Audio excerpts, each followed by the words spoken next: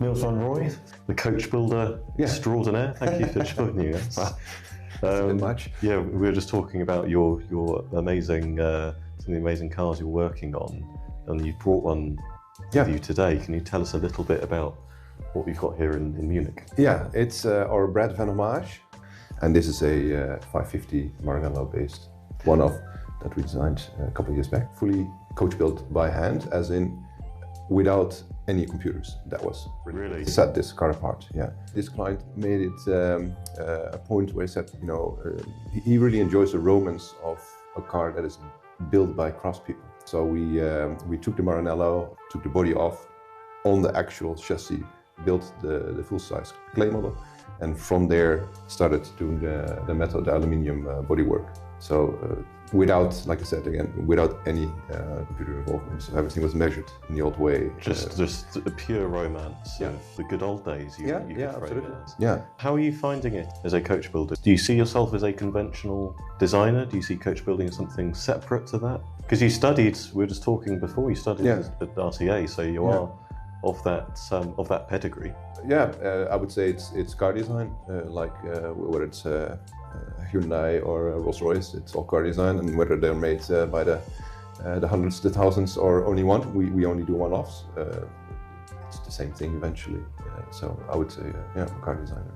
And you've got an affinity, I think, for the shooting brake. Where did that come from? Well, when did it all start? When did the problem start?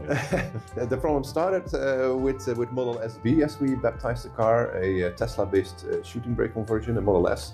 And I personally indeed do like shooting brakes, but that doesn't really matter because I don't decide what we're designing or building. It's all client commission. So our clients, like I said before, are drivers, and they like to take their car out and about, and the shooting brake is sort of the best of both worlds, where you have usually a nice engine up front and a bit of luggage space, extra luggage space compared to a coupe or perhaps a sedan, a saloon model.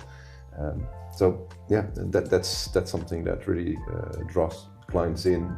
So that's what we do a lot. So hence the shooting brake line up in our portfolio. Yeah. It makes sense, I think. Now, do you draw a line between what is a proper definition of a shooting brake, which is the two-door? We see a lot of shooting brakes that are four doors, and that's not technically right, is it? Well, that's an interesting question, because when Mr. De Raad, the owner of Model SB, came to us first, he said, this was at the time that Tesla only made one car, which was the Model S, and he said, I've restored cars, shooting brakes all my life. The Cadillac that Elvis once drove, a station car, shooting brake, Jaguar XJS based Lynx Aventurs, beautiful conversions.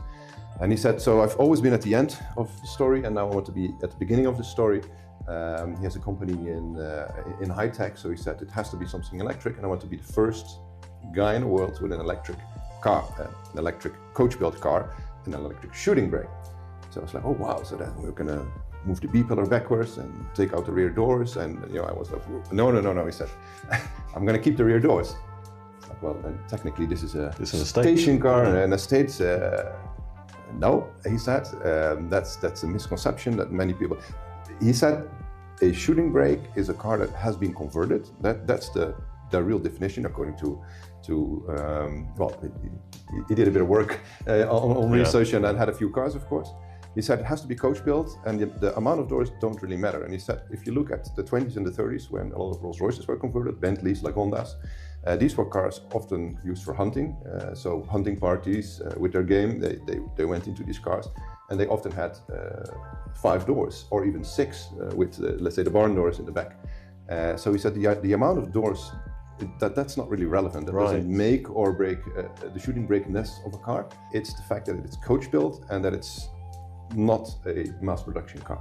Whether that's true or not, I mean, that's probably open to debate, but I do like that idea that he said, the amount of doors, and again, if you look back in history, that many cars were marketed as shooting brakes by their coach builders at the time, and they were 5, 6-door cars, as well as indeed the 3-door sportier versions. So maybe over time it's just become this sort of truth by proxy. If we repeat it enough, it becomes... the Lynx Avenger I just mentioned is of course a fantastic, almost halo car for shooting brakes. The DB5 shooting brakes, well, you name it, those are iconic pieces of car design and coach building. And yeah, I guess are slightly younger than the ones from the 20s and the 30s that have been now forgotten by most. So probably you're right, yeah. Very interesting. Well, Niels, thank you so much for joining us. Thank you for having me. Brilliant to talk to you, and we will hopefully see you soon.